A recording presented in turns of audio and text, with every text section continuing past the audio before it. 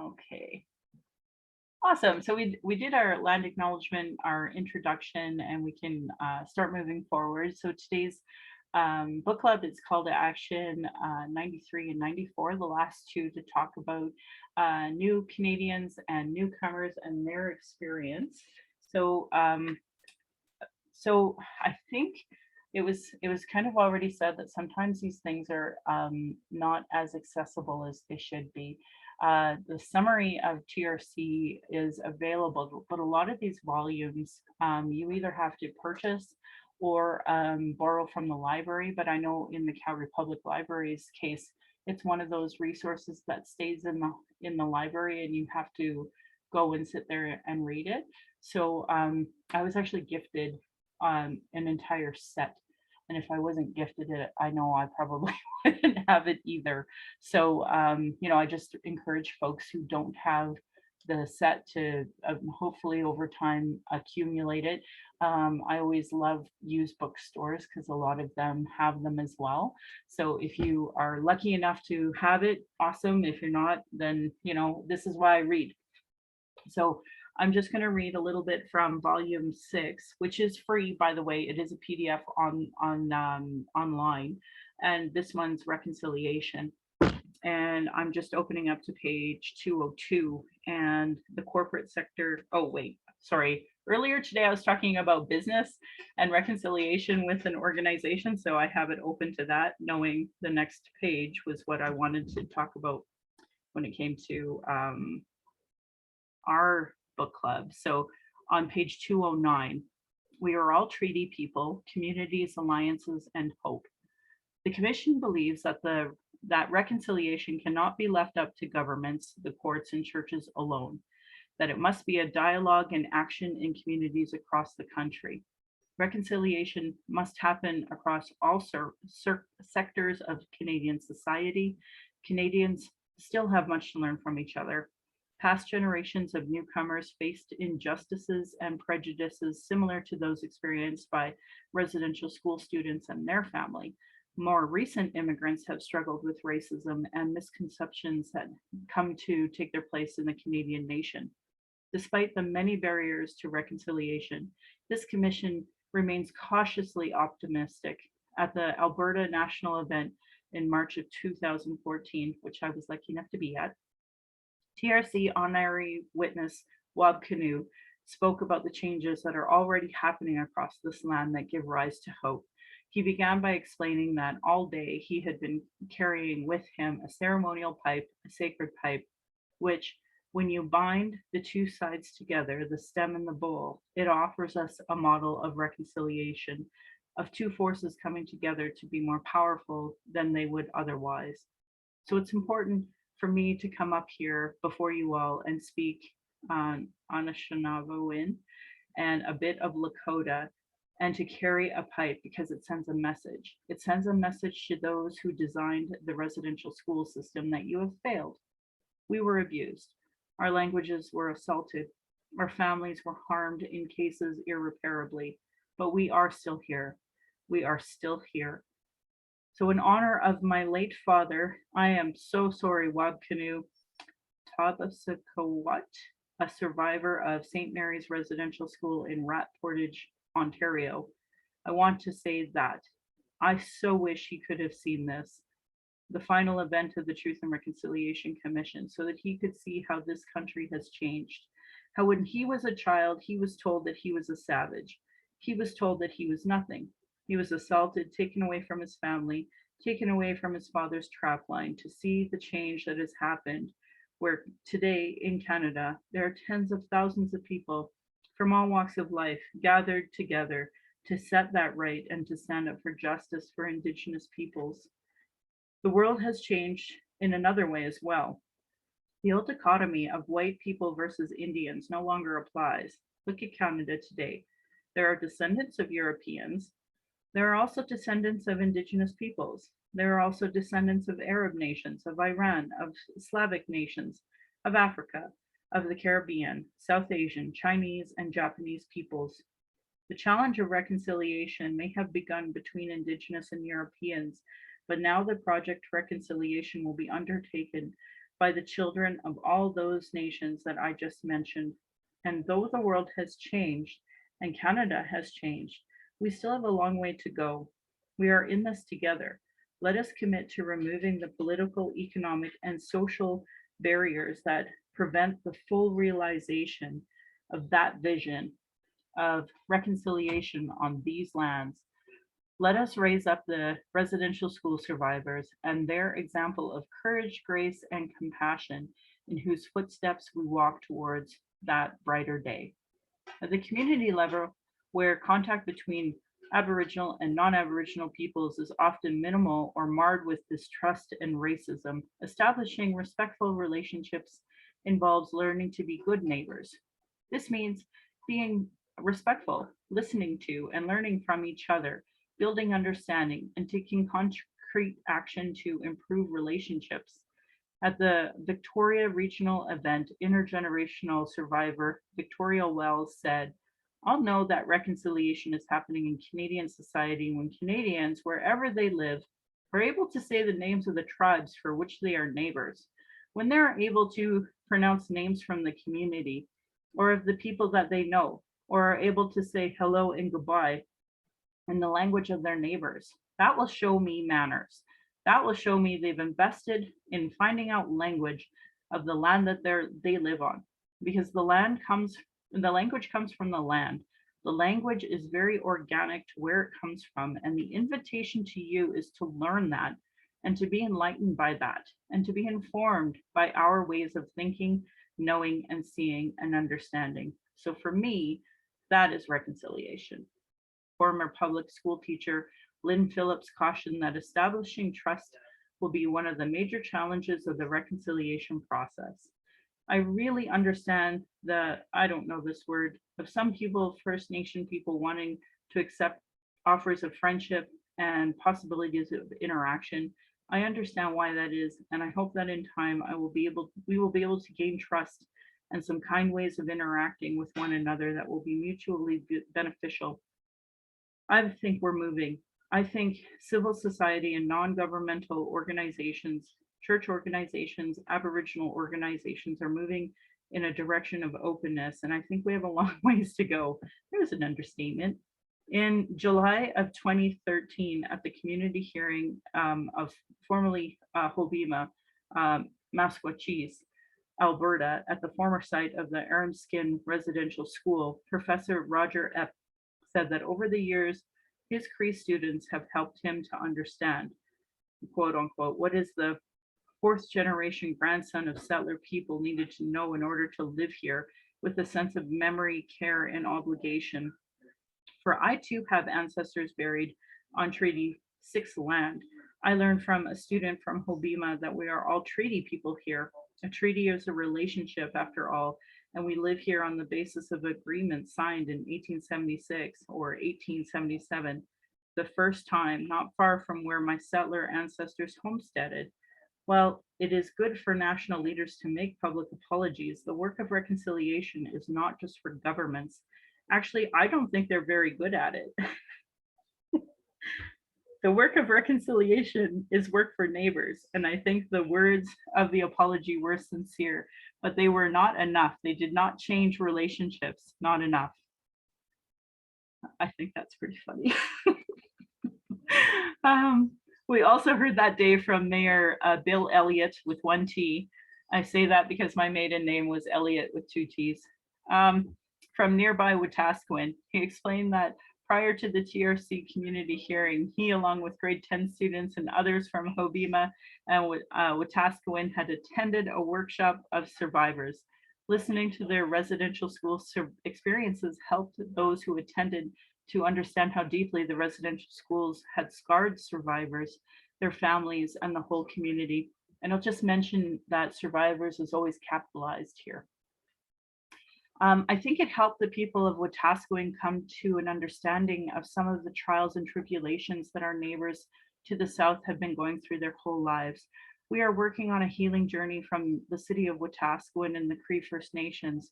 As you come into Wetaskiwin from the south, you will see our city lines as in Cree Salabix as well. That welcomes you.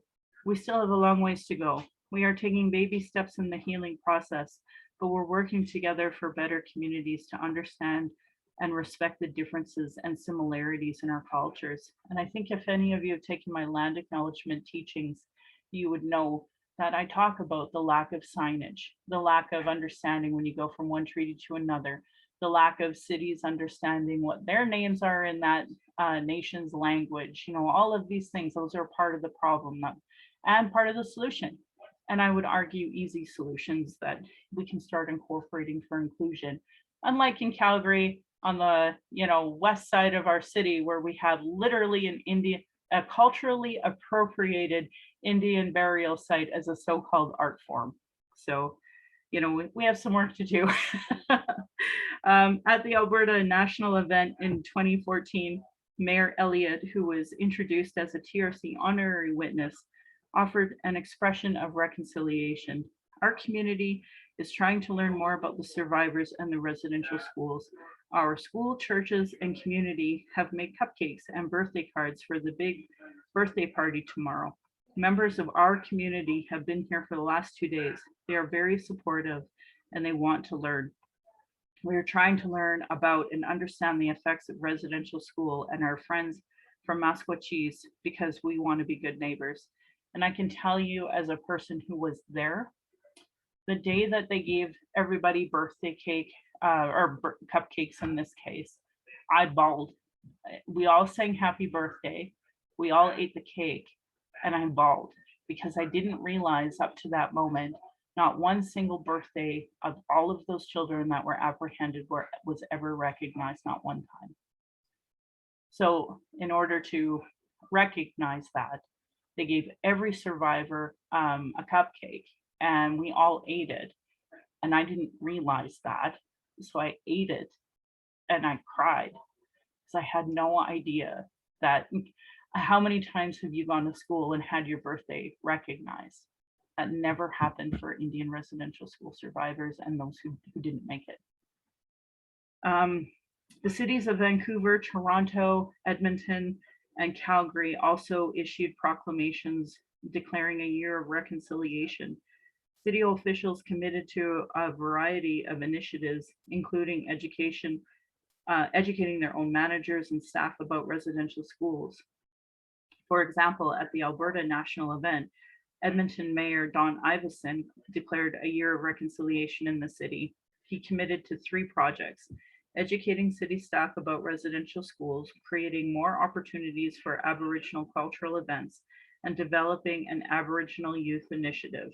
1 year later, the city brought Aboriginal and non-Aboriginal youth together with city managers to participate in leadership training on reconciliation together.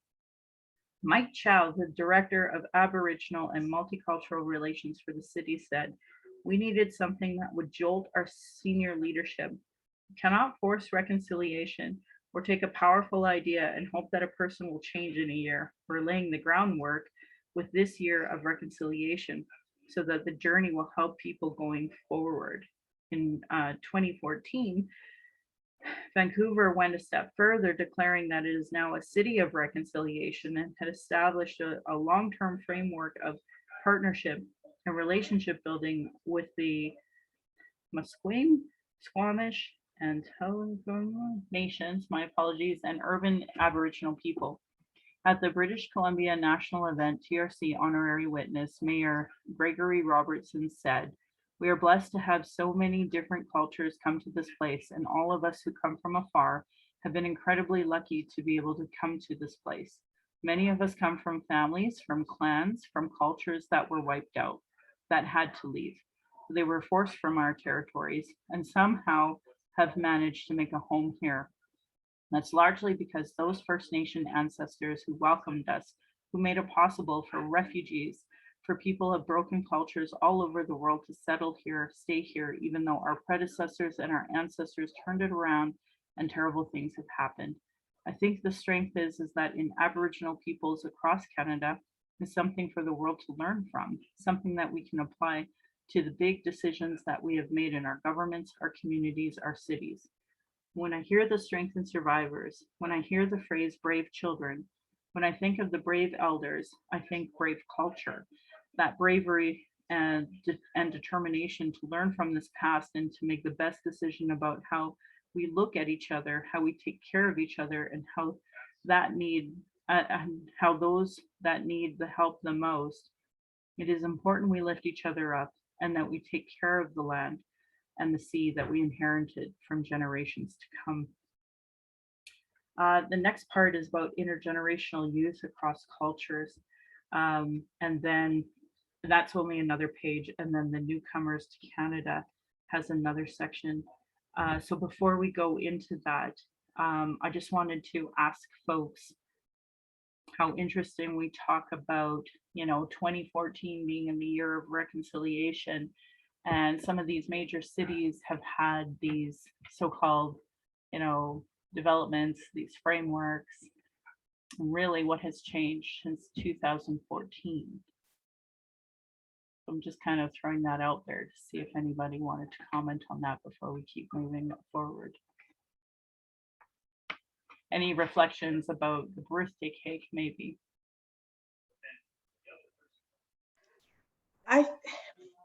Because I'm also doing the U of A course. I'm on week 7 of that course right now. And I done a lot of reflection. It seems that the birthday cake, it made sense. But that was not, but it was one step, one action. There needs to be more. You've said before, forgive and forget. We can't do that. We need to keep, in Germany, they haven't destroyed anything. They have kept everything because they don't want to forget, because we don't want it to happen again. So we need to, as Canada, it only seems that this has been brought up again with the uncovering of the graves but that was in Kamloops, and it needs to be kept, being brought up and being reminded that we can't just, it's not a one-time thing. It needs to be an ongoing project, not even I don't know what the right word is. It's just that it's not out of sight, out of mind. Because it's still an ongoing genocide with the Child and Family Services. So, yeah. So, yeah, go ahead, Kat. Oh, sorry. I was just going to build on what Shelley said. It's like we are all treaty people, right? And treaty is relationship. And I think that's what most Canadians need to realize, is that, like you said in your land acknowledgement, that the government signed on our behalf. And a lot of people don't really know that or take it to heart and actually use that to guide their actions in a day-to-day way. Reconciliation has to be a way of life, and I've taken that to heart for sure. And I think a lot of people need to learn that. So. Yeah, I agree. And I agree, you've definitely taken it to heart, as has Shelley. And Sarah typed that reconciliation needs to become an embedded part of our general culture, not a side note, not an afterthought. And I really appreciate these thoughts, and I'll tell you why, for 2 reasons. One, today is Aboriginal Veterans Day. And I tried to do a long thread on Twitter, talking and sharing articles about why we have a special day today, because the commentary out there has been very clear. We only need one day, and it's November 11th. And that says to me, I'm so confident in my ignorance that I'm going to actually say these words out loud. So we're seeing that. We're seeing people who actually don't have any type of embedded culture of reconciliation in any capacity, feeling emboldened to say this type of behavior. But second of all, it also highlights our so-called progressive governments, education, blah, blah, blah. They're not teaching. They're not giving, this embedded idea of reconciliation as a part of our culture. Because if they were, you wouldn't have so many people emboldened to say it. And worse, you don't have any bystanders who are seeing that doing any work of negating what they said. So I created this thread, and every time I just copied the link, I would read through, paste, paste, paste, paste to all those stupid, ignorant comments, because I'm not seeing our so-called allies who have the so-called embedded reconciliation culture in their brain doing anything, because it's not there. It is 2021, and I'm not seeing the so-called allies that wear these stupid orange shirts every freaking September 30th that have no concept of what reconciliation is. And another point I wanted to bring up is that I was on Twitter, and the new mayor of Calgary, so excited to give her climate change motion tomorrow. Not one word of reconciliation, not one word of Indigenous-led climate change initiatives, not one word of partnerships with Treaty 7. Like, reconciliation embedded as part of our culture is not there. It's not even a side note. It's not even an afterthought. So that's where we're at. And we're there because the average Joe Canadian cares more about Colin Kaepernick than they do about what is happening in their own backyard. You know, the reconciliation action work that has to be done. So I know there's quite a few people in the circle that know that work, do that work. I appreciate you for it. But I'm just trying to bring up another example where in my everyday, it is so clear this is not part of general culture. This is not part of that bigger conversation. So I really appreciate everybody chiming in. And yeah, just as I read, if you think of things that you want to, elaborate on, we'll go from there. So I'll just do this intergenerational youth across cultures, and then I'll stop, and then I'll do the newcomers to Canada, and we'll unpack that as we go. So at the British Columbia National event, the Commission, in partnership with the InSpirit Foundation, hosted a youth panel, Be the Change, Young People Healing the Past and Building a Future.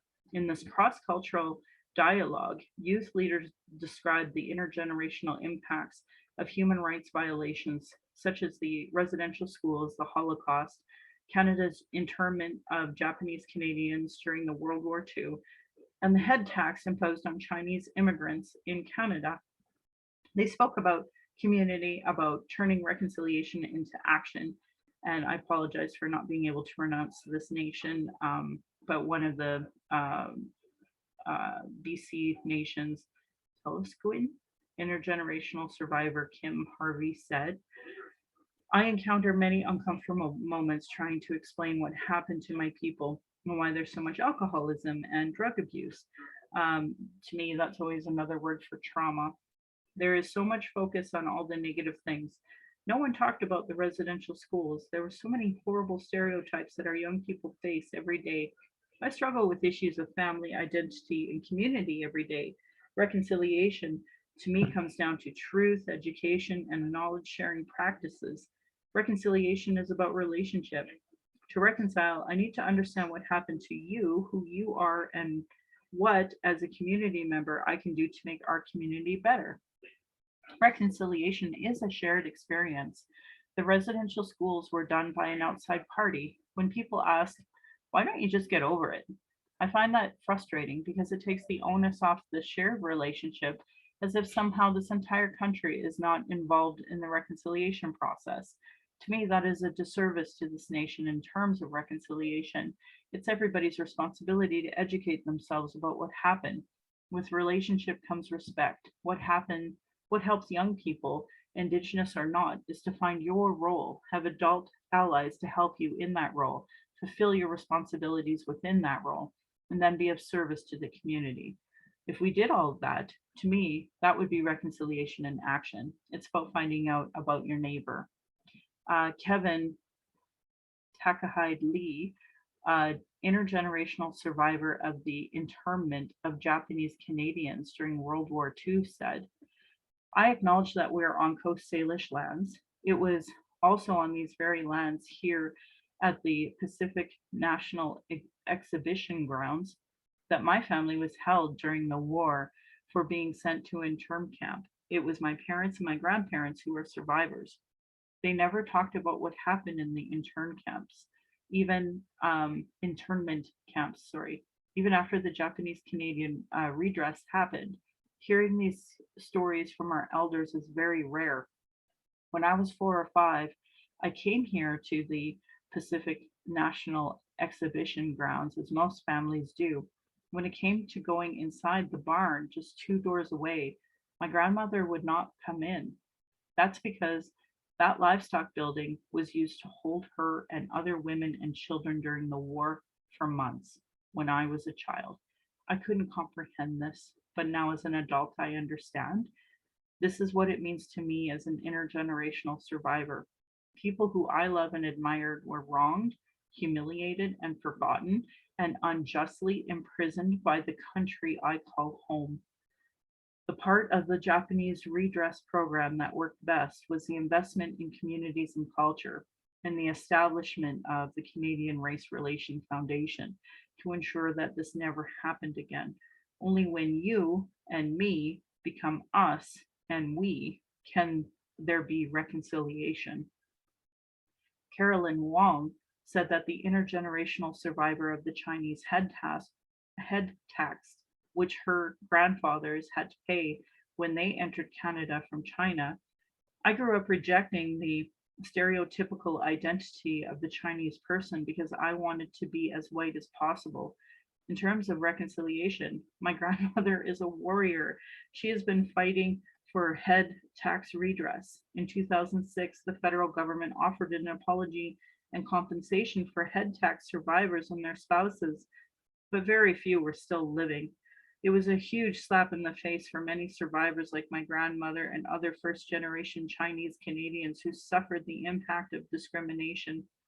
What is the price that you can put on the loss of life, loss of land, loss of family, and discrimination and abuse? You can't put a price on those things. Compensation is only part of the answer. Reconciliation is not just an apology, but a two-way path of apology and forgiveness, education, and exposing the truth of what happened and to make sure it's not forgotten. Reconciliation starts with youth and building intercultural understandings. My hope is at the start of many other intergeneration or intercultural dialogues. We need to understand about residential schools and what other cultural groups have experienced. I challenge all of you to ask, what does it mean to be Canadian? Or if you're from another place, what is your role in this community?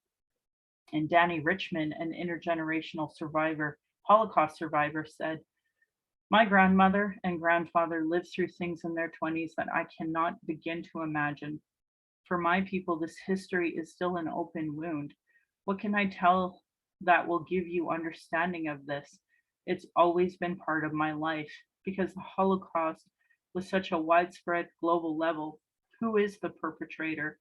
Every day people were implicated and there were systems and nations involved. So there's not just one person I can accept an apology from. The German government has apologized. It's about the reconciliation of trust in humanity, and this kind of persecution won't happen against the Jews or globally.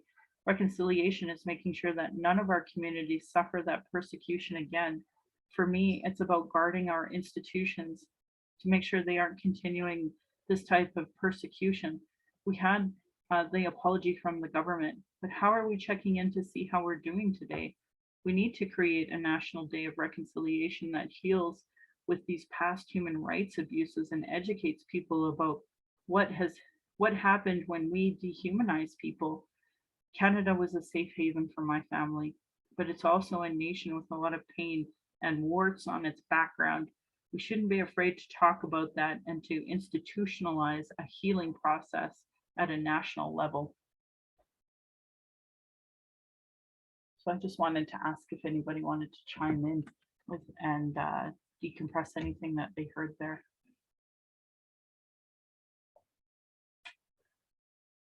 Okay, I guess moving on to newcomers.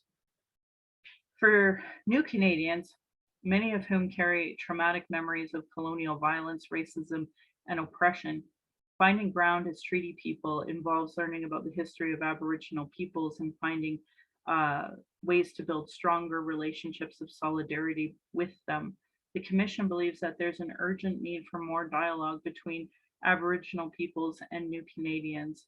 At the forum, From Remembrance to Reconciliation, co-sponsored by the Ontario Human Rights Commission, by color of poverty, color of change, and by the Metro Toronto Chinese and Southeast Asian Legal Clinic, and attended by the TRC commissioners, participants reflected on how their own histories had shaped their understanding of violence, oppression, and racism, the stereotypes that they had learned about Aboriginal people in Canada, and the challenges and opportunities of building alliances together.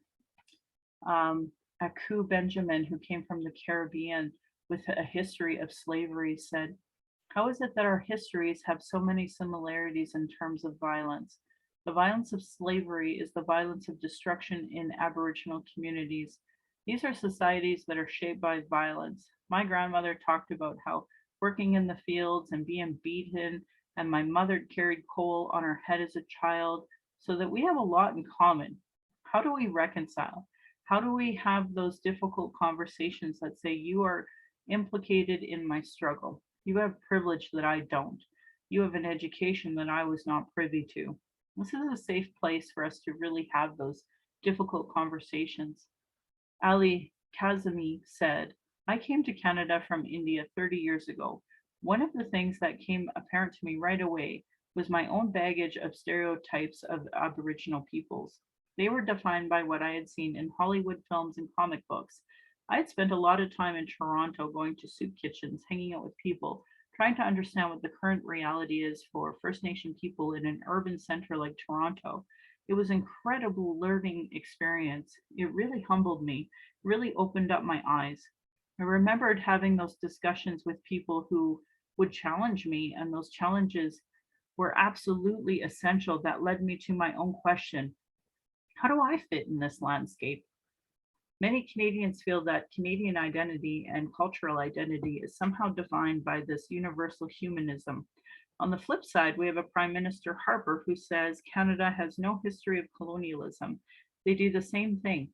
They deny colonialism and racism and attitudes of white supremacy or superiority, whose legacy we continue to see today. And that's a very toxic legacy.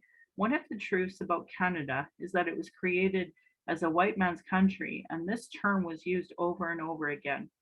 20 years ago, I became a Canadian citizen, and one of the things that wasn't made clear to me was that when we took the oath of allegiance, that we would become party to the treaties that were signed. We were given this uplifting lecture on the rights of Canadian citizenship, but what was excluded from the information was our responsibility and obligations as now parties to these treaties. Winnie Ng said, "I was born in Hong Kong and I came to Canada in 1968. I landed in Victoria, the oldest Chinatown in the country. It has been a journey for me as a person of color, as a person of non-Indigenous communities, to learn about the history of this native land and my own social location and privilege as a member of a newer arrival community. From the Chinese labor of the CP Rail to the head tax and to the Chinese Exclusion Act, the Chinese, along with many Indigenous children, were secluded in the education system for so many years. It has been a constant narrative of systemic racism, exclusion, and exploitation. I think we need to talk about remembrance, resilience, and reconciliation." So then next section is becoming citizens. But before we do, I think that, this Call to Action 57 talks a lot about anti-racism education as well as Indigenous education. And this is a great example of that education that we're not getting. And that's why, of course, I get very offended when people say we're rewriting history. We're not rewriting history.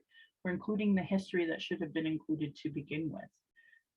So I'm hoping that we can have a quick conversation about systemic racism, exclusion, exploitation, remembrance, resistance, and reconciliation, because it is Aboriginal Veterans Day, and I'm not seeing people challenging the systemic racism, exclusion, and exploitation.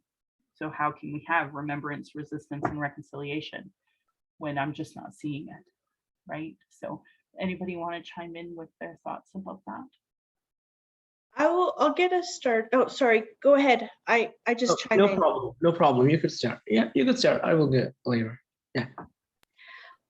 I know that me and Michelle and Kat have had a lot of conversations about systemic racism. And if a 5-year-old is able to learn about racism or experience racism, they're able to be taught about, white children are able to be taught about racism. And I've also talked a lot, and I do talk a lot about ableism, which goes along with racism and ageism and fat phobic, and it's part of this systemic colonial white supremacy system that needs to be reworked. I'd say destroyed, but it never is going to, it's not going to happen, but it needs to be taken down a notch. I know that I am white and cisgendered, and I do pass. I don't look autistic, but I say I'm autistic. I am autistic, but I bring that out because I tried to push stereotypes, because I'm not the stereotypical autistic person. So it's pushing those stereotypes, talking to people, and moving stuff further. Awesome. Thanks, Shelley. Sergio. Yes, I was trying to say, like, when you were reading the part about immigrants, and when we're talking about the image which immigrants have, like, especially when you come from a different country without a previous knowledge of this country, you would always see, like, Canada for a lot of people would be that perfect land with no racism and multicultural inclusion. But it's only after you really enter the country you see, like, different forms, like government say that immigrants have a lot of scope, but when you in reality when you come in, that scope is really hard to get it. Like, I know engineers and doctors I know a surgeon who have 10 years of experience in neurosurgery and working at a Tim Hortons, because he is not qualified as per the Canadian government system of medical. So, like, yes, that's what I wanted to add into that. Agreed.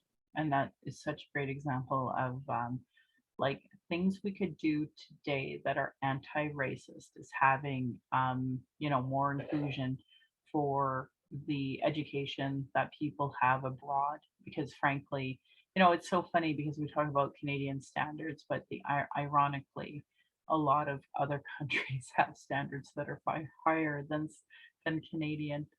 So I sometimes have wondered if our system does the opposite, where we don't want to have progressive teachings from a country like India coming here, so we'll just exclude all the brown people to make it easier on the Canadian diaspora and not be more progressive in our change.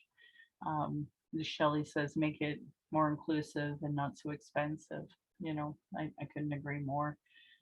All right, well, thanks, folks. I bookmarked it so I wouldn't lose my spot with my cute little Could I just add Grogu. Yeah.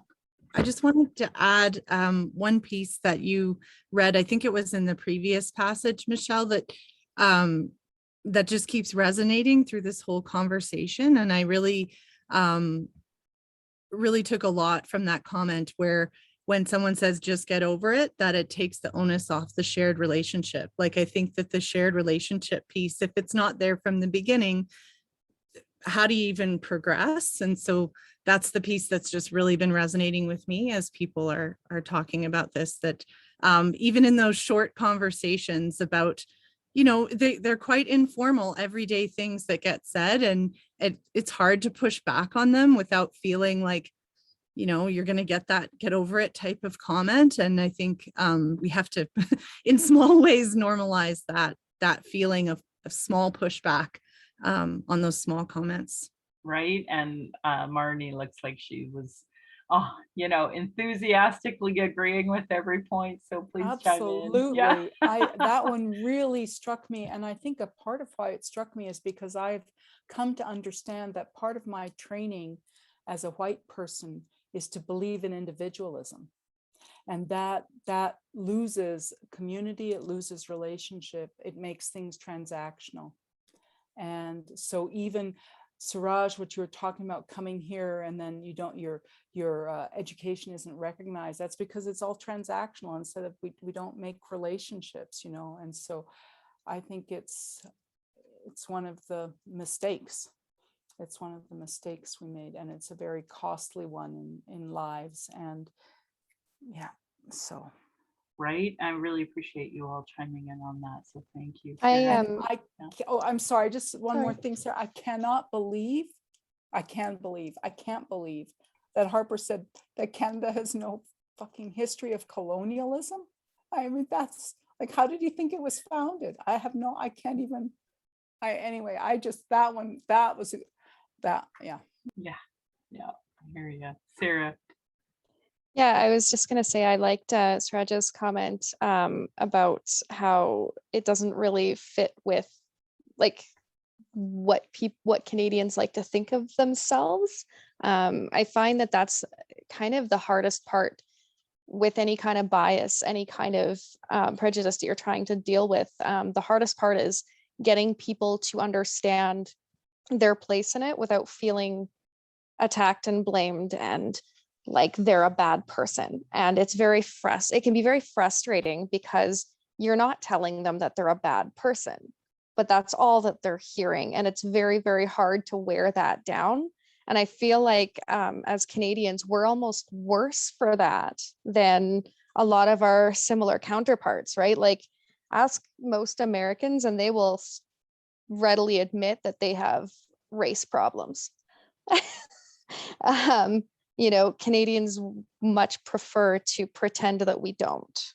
And we like this veneer of politeness and this reputation that we have on the world stage, and anything that contradicts that we find very, very offensive. And it's very hard to get past that as an individual. And it's exceptionally hard to help other people get past that too.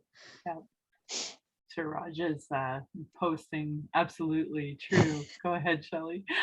I would agree with what you're saying completely, because people don't understand about not cultural labels, medical racism, cultural or environmental racism, and then you get into all the different forms of ableism. They'll be shocked at how ableist our words are, and it's just because it's so ingrained in our society. Like the R word a lot of people don't use it, but many kids still use it. And I hear it around, and I work in the disability field, and I still hear people use that. And I find it very offensive. And Trevor Noah talked about this the other day. He's actually brought disabled people up quite a bit, and on two things, which was interesting, that it's not the language that needs to change. Well, it does need to change, but it's the attitudes towards how we treat people with disabilities and racialized people needs to change, because the words will just evolve to how we treat people. And people need to know more about like how individuals, they were sterilizing people with disabilities, and they're still sterilizing Indigenous women in Canada against their will. There's lawsuits in Saskatchewan, Michelle, about that, and it goes now with people with disabilities that it's about, they're not sterilizing them, but they are giving them the depot and the shot and the IUD. So it's just evolving. I have two books to talk about then. The Act of Genocide by Karen Tote. And then there's another book that I have about a special hell. I'm looking right at it. And it is based off of exactly what you're talking about, Shelley. And it's all kind of based around Panoka, actually. So, that I have the book A Special Hell. I met the author when they launched it, but I never did meet Karen talking about the act of genocide, but it's specific to Indigenous women being sterilized in Canada. So, and Sarah says, Marnie, your comment about how you think we were founded reminds me of a joke I saw not too long ago. Canada is just 3 resource extraction companies in a trench coat. That's too truthful.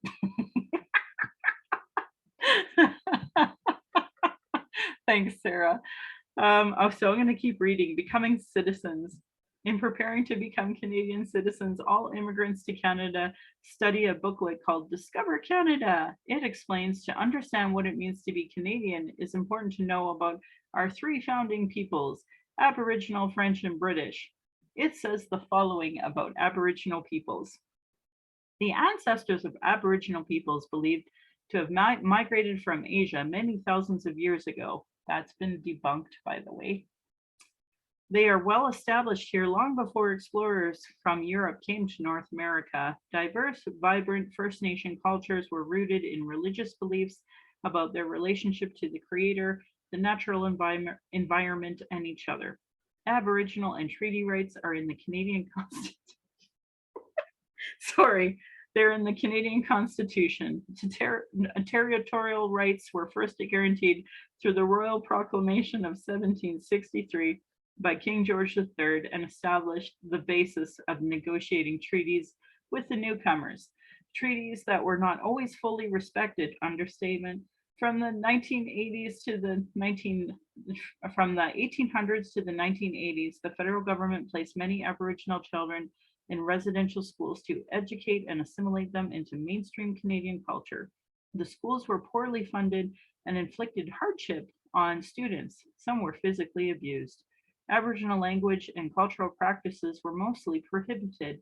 In 2008, Ottawa formally apologized to the practices or to the former students. In today's Canada, Aboriginal peoples enjoyed renewed pride and confidence and have made significant achievements in agriculture, environment, business, and the arts. The guide explains the rights and responsibilities of citizenship. In describing Canada's legal system, it states, Canadian law has several sources, including laws passed by Parliament and provincial legislatures, English common law, the Civic Code of France, an unwritten constitution that we inherited from Great Britain. Together, these secure for Canadians an 800-year tradition of ordered liberty, which dates back to the signing of the Magna Carta in 1215 in England.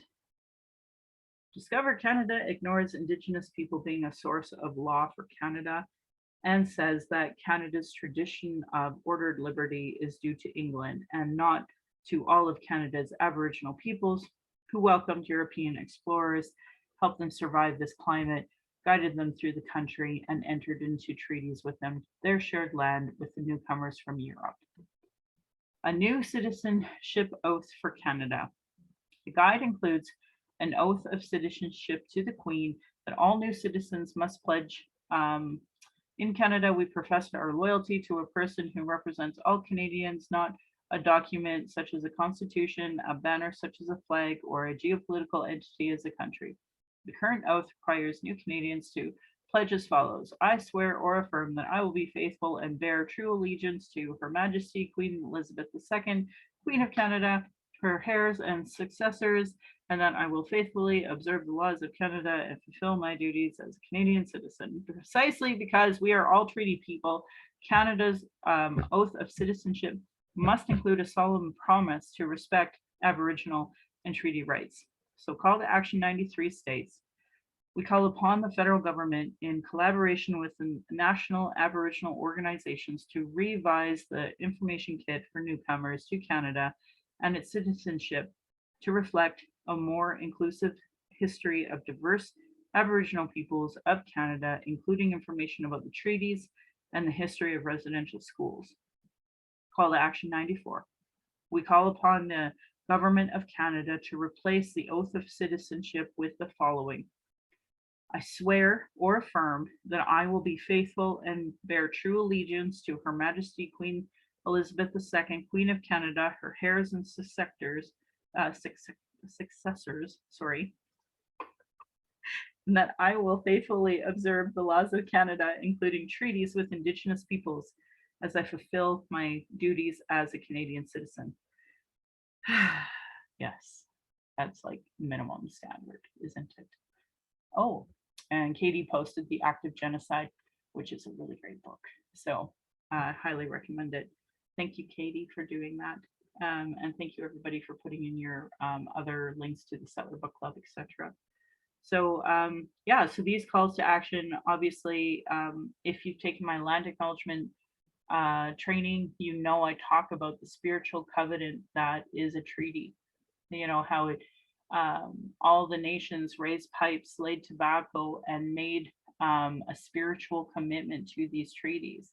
And me, as somebody who is Indigenous, I have an obligation to both Treaty 11 and to Treaty 7. So that is my obligation. And I obviously do this for free and many other things for free because I feel I have a responsibility and obligation to work at reconciliation. I think that there's an argument to be made that I don't have to, but I'm going to push people. I'm going to do that work. And this conversation about including a more rich conversation about treaties, and for people to actually, swear or affirm to the treaties with Indigenous people. Like, how many people do you know today that would take that oath that identifies Canadians, right? Yeah, we all will. Go ahead, Marnie. I have just recently put in my citizenship papers. I've lived here since 1982, but I have a very wobbly understanding of the concept of nation state. And it's taken me a long time to want to put in my papers. And I think it's working with Indigenous peoples that has in part done it, because I've begun to understand that my connection to the land here, which I can feel actually has value that I didn't understand before, because my culture was all about moving from one place to the other. I didn't understand the value of grounded connection. And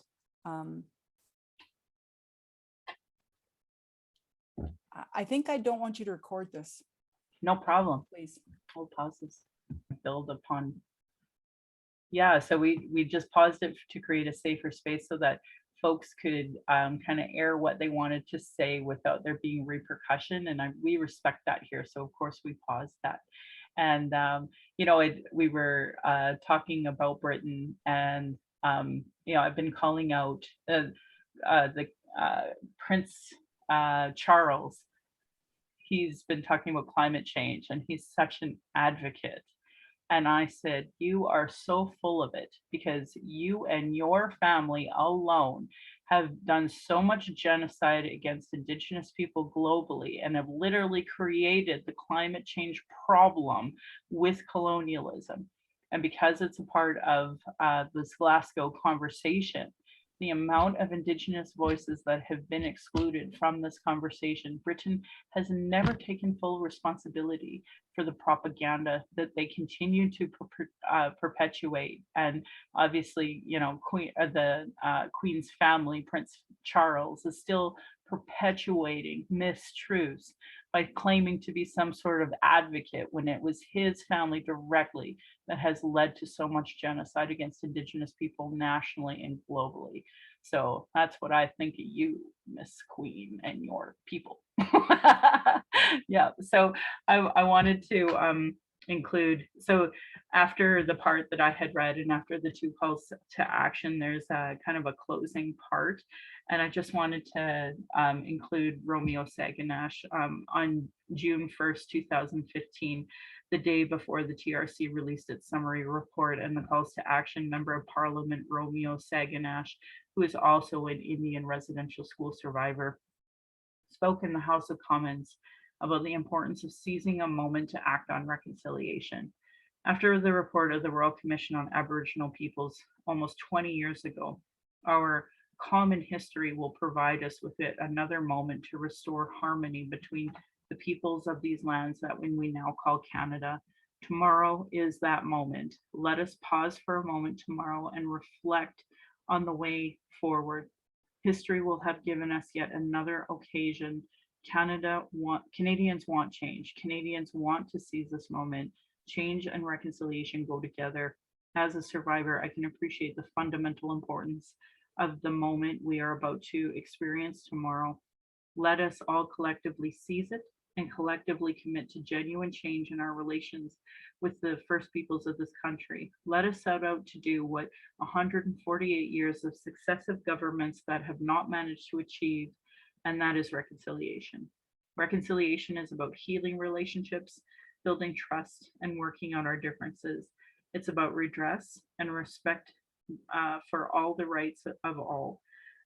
Reconciliation has a meaningful commitment to change, to honesty, and engaging and reconceptualizing relationships to create a future of peace, a future of justice, and a future of renewed hope for all of us. I suggest that it is not possible to conceive of reconciliation in the absence of justice. Many segments of Canadian society have been honestly willing to engage in a dialogue to obtain truth, dignity, and above all, reconciliation. The adoption of the TRC report, important though as it will not in itself change the everyday lives of women, children, and those who experiences its honors and gives witness to. No, for this we need political and constitutional commitment of not only the governments, but of the full support and goodwill of the public, of all Canadians, to create and implement substantial and meaningful changes in cooperation, in partnership with Indigenous people themselves. We are all in this together. So that's the end of his quote. And the TRC says, we too believe that Canada is a critical turning point in its nation's history. The Commission has established guiding principles and a framework for reconciliation. It is now up to Canadians to take action. And it definitely goes on about, cities, etc. Reconciliation calls for federal, provincial, and territorial government action. Reconciliation calls for national action. The way we govern ourselves must change. Law must change. Policies and programs must change. The way we educate our children and ourselves must change. The way we do business must change. Thinking must change. The way we talk to and about each other must change. All Canadians must make a firm and lasting commitment to reconciliation in order to ensure that Canada is a country where our children and our grandchildren can thrive. And that was kind of the last thing that they said in that part before it has footnotes, etc.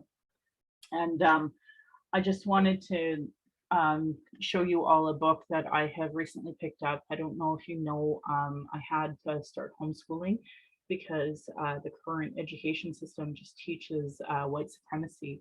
So this book I have is Ensouling Our Schools, a universally designed framework for mental health, well-being, and reconciliation. And I actually received this as a gift from a friend of mine that I had taken it out of the library and said, this book is healing me and my experience. So part one is finding meaning and purpose in schools and schooling, spirit and soul in education. Chapter 2 is neurology, trauma, well-being, and mental health in our schools. Chapter 3 is the TRC and Indigenous worldviews of education for well-being.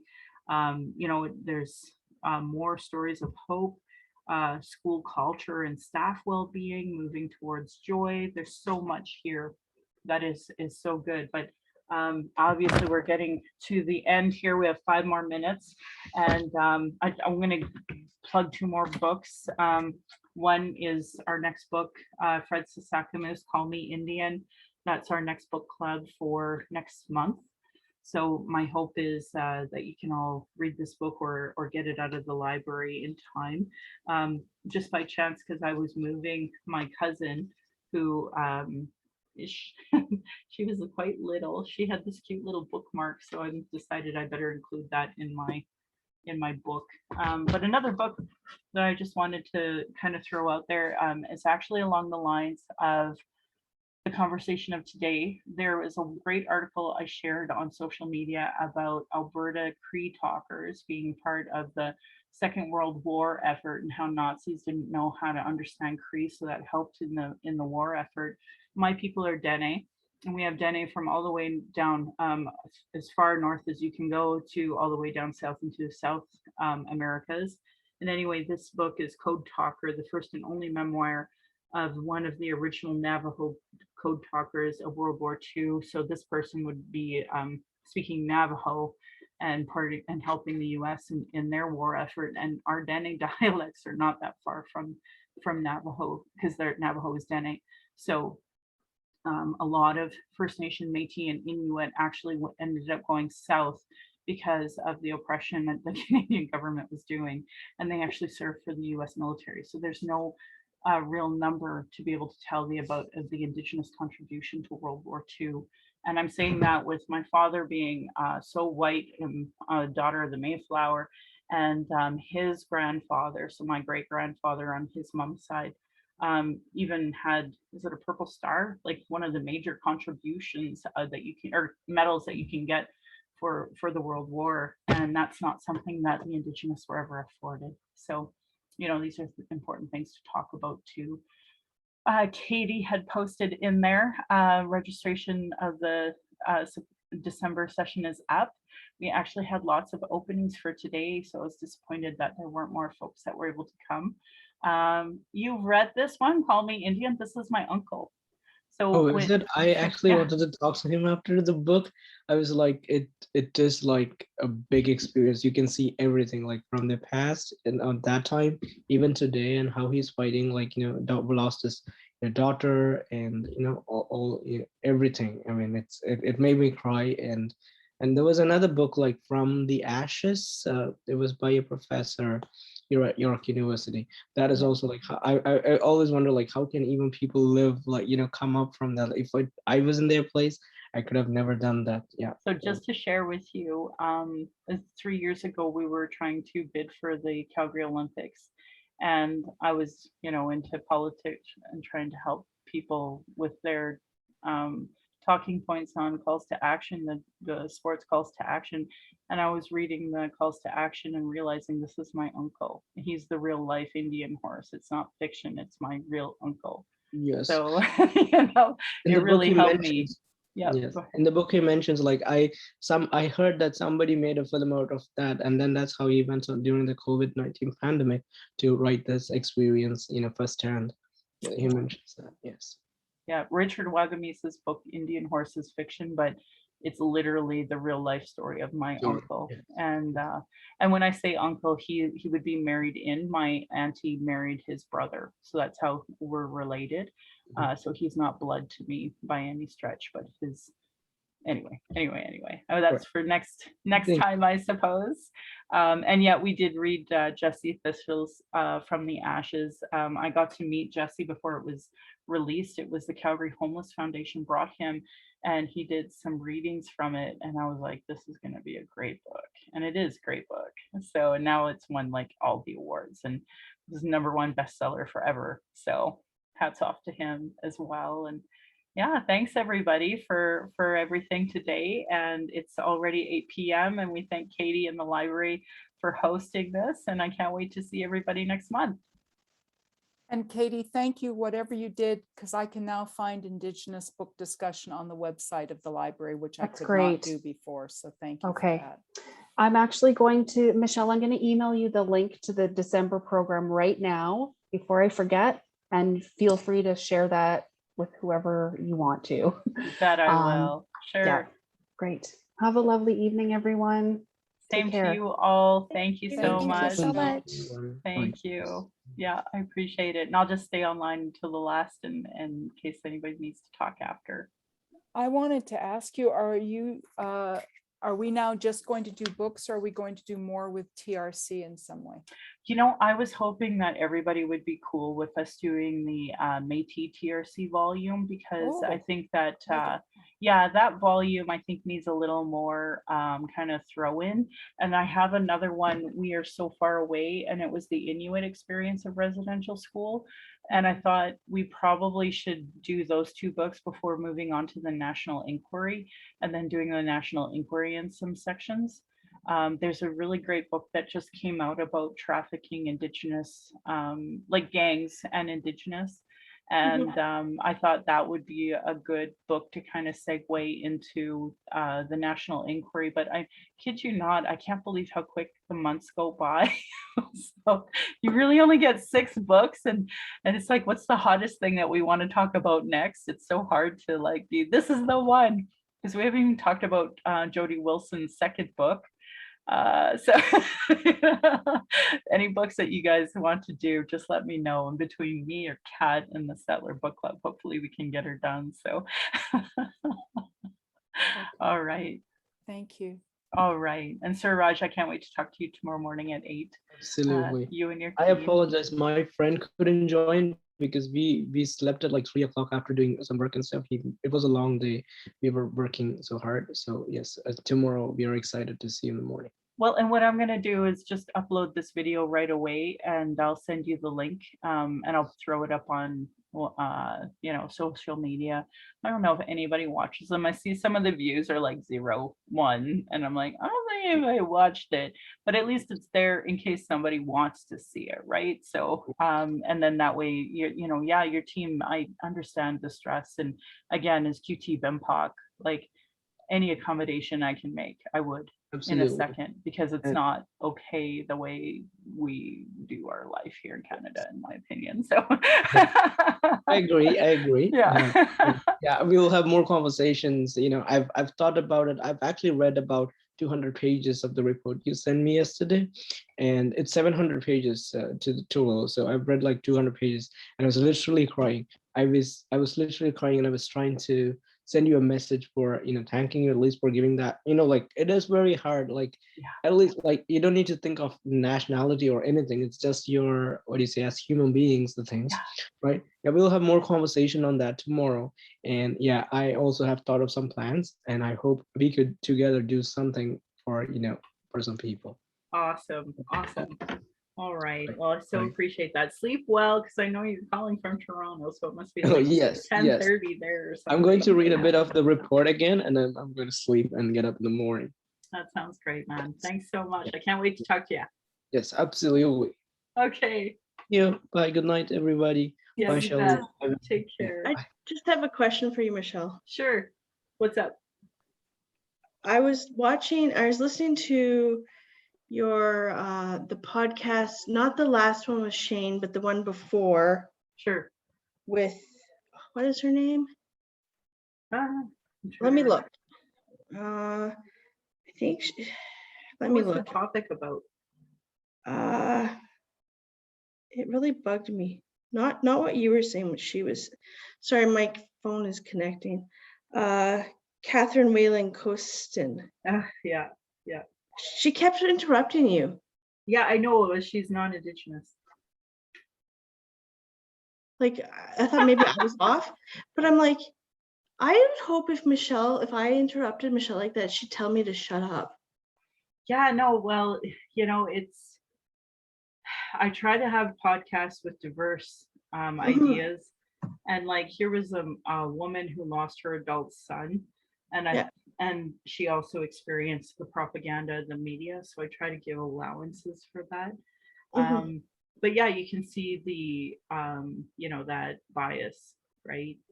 You can see it, it's so clear. And I know she's trying, but there's bias there. And the hope is that folks like yourself see it, which you clearly did. So there it is. Where can I comment on that? I'd like to comment on that somewhere, but I don't want to engage trolls. That's the thing. I want to respectfully say that you had great points. However, well, you're on Twitter and she's on Twitter, so I put her Twitter handle there.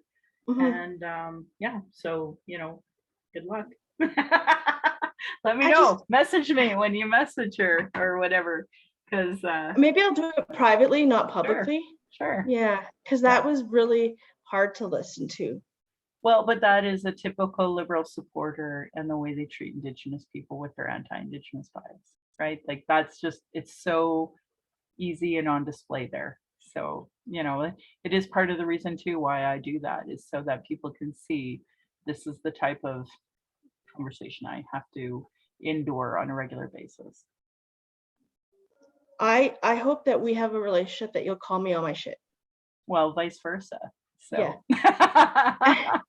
and because I want to do better and be better. I'm forever learning. Like my work, like I'm still like, I'm open, but I'm not open. Sure. Like I've had, like, I don't, like, she kept saying a lot of trauma, but I'm like, you are talking to an Indigenous person who has suffered, I hate the word suffered, who has gone through so much trauma. Yeah. Yes, you've had some traumas in your life. Yes. But you don't understand how many people have passed in Indigenous. It's all the time. Yeah. And yes, losing a son is very tragic. I'm not saying that it isn't, but know who you're talking to. Yeah, no, there's no awareness. The oppression dynamic is really not there for the average Canadian, and I really think that episode kind of highlights that and showcases it, right? As opposed to like I want to say Natalie, who would be LGBTQ plus and Mhm. from Germany, and talks about nationalism and the why it's so dangerous and how that's taught in their education system in such a good way. You know, Yeah. I wish Canada would hear that and see, Yes. oh, this is what we need to implement is anti-oppression education. Yeah, that's what, Yeah. yeah, because we talked about critical thinking and the anti-oppression stuff. And I was talking to my mentor at work. He says that I think out loud. That's why I'm non-linear when I talk, is because I think out loud. Sure. And Well, we need to make allowances for that though, I think, in a lot of ways. You know, whether it's like the different diagnosis of ADHD as well, yeah, like we do need to, we can't claim we are diverse and we respect everybody if we don't allow folks with disabilities or folks with different ways of thinking, because I don't even think that's the proper way to talk about mental health. It's like we all think differently. Sometimes our yeah, brains are wired differently. And if we're not making allowances for all of that, are we really inclusive? No. no. So, And yeah, yeah, and why do we don't want to be the same? That's boring. right? We want to think out of the box because that's how we do better as a society. Yeah, and Yeah. that's what I would think. And like I could like I haven't had a lot of loss, but what I had deeply affected me. Like I've had my uncle completed suicide on Do you my want me to continue recording this? Would oh you? no, sorry. No, okay. Let me pause this or stop it.